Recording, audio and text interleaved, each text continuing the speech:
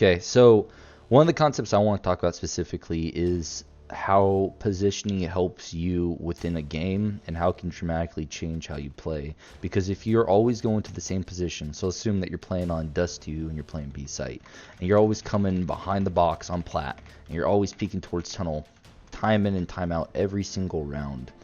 That is fine at lower levels because people have a harder time to punish it. Often people don't have the aim to punish it, or they don't know exactly how to counter it because they don't know maybe specific flashbangs or smokes to counter it off. But the issue becomes as you increase in level, and it's not even that far in level. You could go from the lowest of silver up to mid-silver to even novas. People can start to be able to figure out how to counter it. So playing the same position repeatedly is going to often end up to being in your demise. So the ways to counter that is you kind of have a multiple tiered approach to playing. So by this I mean, first off is you have to have different positions. So maybe your default position is you're going to come up on the platform and you're going to hold platform. But you can change it up by playing on car itself, back behind car, behind box car. You hide car itself. You come up on top of boxes overlooking tunnels. You hide to where the old vehicle was in this little corner, ninja. You can hide back plat. Or you can even hide on site, playing even window. Or you can even play door as well. You have a multitude of positions that you can play from that are going to be able to help you out, and you should be able to add a lot of variety within them. Within a single game, you should only really be playing a singular position. Let's say your favorite position you love to play is plat. You should only be playing plat position at most 4 to 5 times. But after that, you should be able to throw in a lot of different spices and change it up every single time. So for example, if you're playing plat out of 15 sides or 15 rounds on CT side, you should be playing plat, let's say 5 times. Let's just go excessive, 5 times. You can play car then 2 times, so you're at 7. You play another 2 times over at door, so you're at 9. You play another 2 times up in window, so now you're at 11. You can play sight, let's say again 2 times, so you're at 13. And then you play back plat another 2 times. And that's changing up. Those are just some basic spots. And you change it up all in between. So maybe one round you're playing car, one round you're playing door, one round you're playing window. Then you go back to car for the next round after that. Followed up by you're playing where truck used to be, to plat, to back plat. And you keep changing up your position. Or maybe you play close tunnel. Or maybe you play, maybe you just don't play B at all and you gamble it. Or maybe you push B. The idea is you play differently every single time. Now, this doesn't mean every single round you play differently, because some rounds you're not going to get spotted. So some rounds you're playing back plat right here, and you don't see a guy at all. Right? Maybe you don't see anyone. You're playing behind barrels, and no one sees you for your first round. So then second round, you don't have to change up your spot because no one knows this location. So then no one sees you the second round, but third round you get caught. That third round, then what you can do is you can either try to set up an expectation that you're going to play this position all the way throughout, so you play it for the 4th round here, or you change it up again.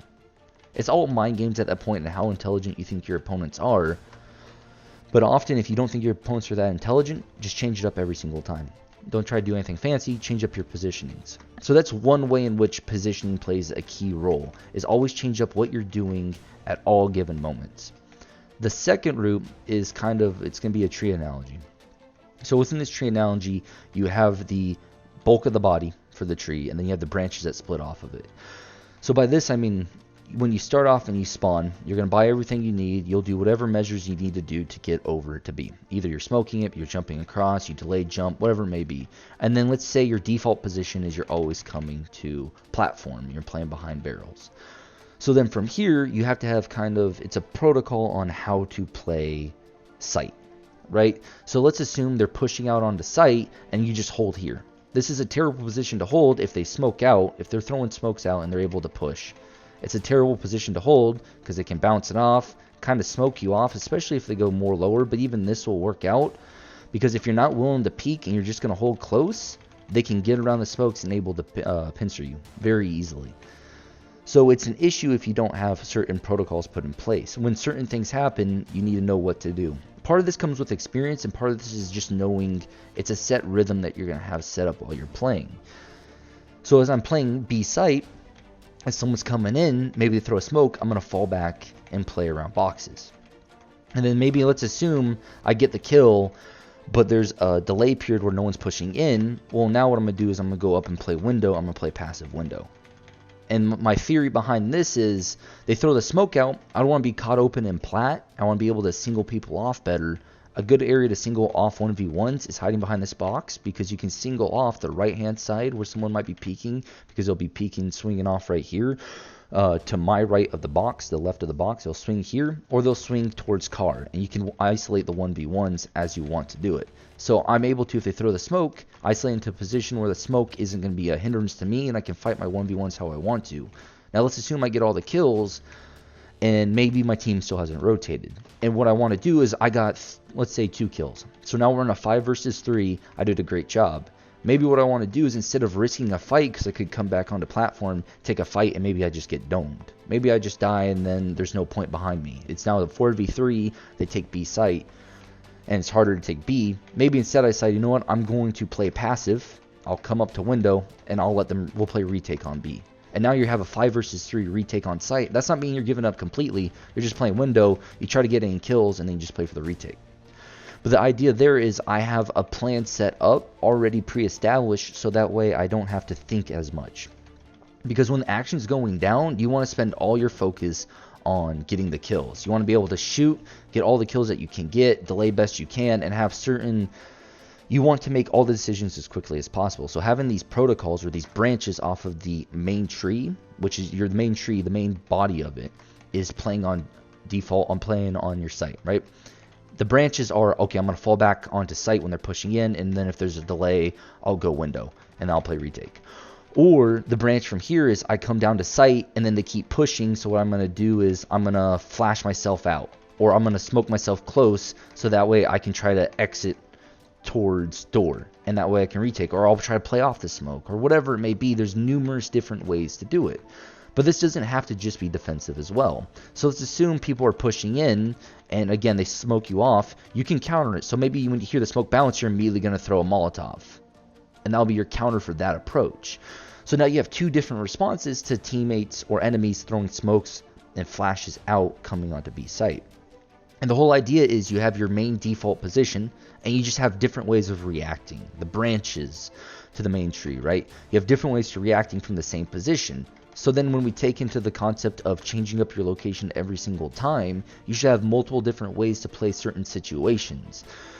Because again, we're playing platform. If they throw a smoke out, or they throw a smoke out and they smoke me off, and I'm not able to see anything, I can fall back, I can throw a molly, or I can just straight up dry peek.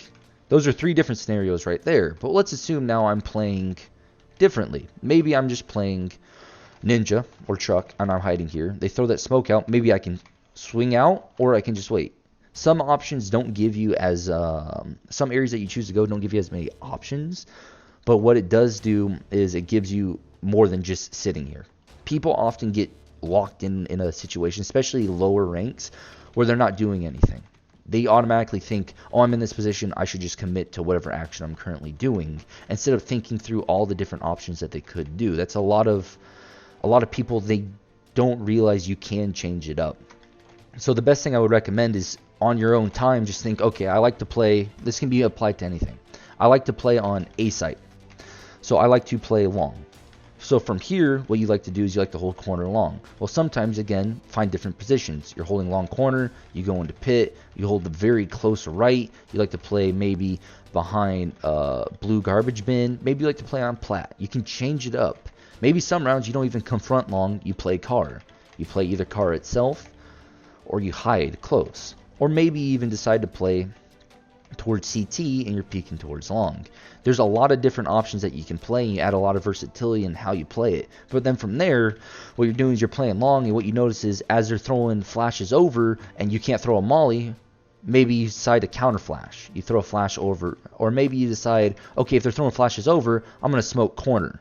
Or maybe as they throw flashes over, I'm going to immediately fall back. Those are the branches from just playing corner. And that's ignoring all the different branches that you can get from playing, let's say, in pit. For example, too, you're holding pit. They throw flashes over, you delay, and you keep taking fights. That's one route you can take. The other route you can take is you can play passive back on pit. right? Those are two small different routes you can take, but there's others as well. You could throw a smoke straight up and re-smoke towards long and isolate 1v1s. Or you can throw a flash close, pretending this is a flash. You can throw a flash close to blind them and peek off of that.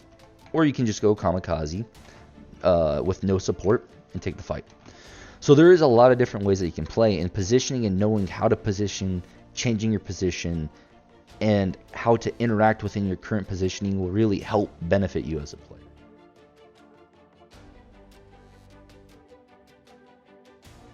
So for this nade, it's just a quick, simple smoke to help get you onto A site. All you gotta do is, once you take cat control, you're gonna run up to this box right here, go straight into the corner. You're gonna look low on this ledge. You're gonna click, just a left click and throw. And which, all that will help you do is smoke off the corner to help you cross on out. With a few extra flashbangs, bouncing them down low for CT and flashing them high, you'll be able to blind off people and help get further along. Pretty simple, right? Go crazy.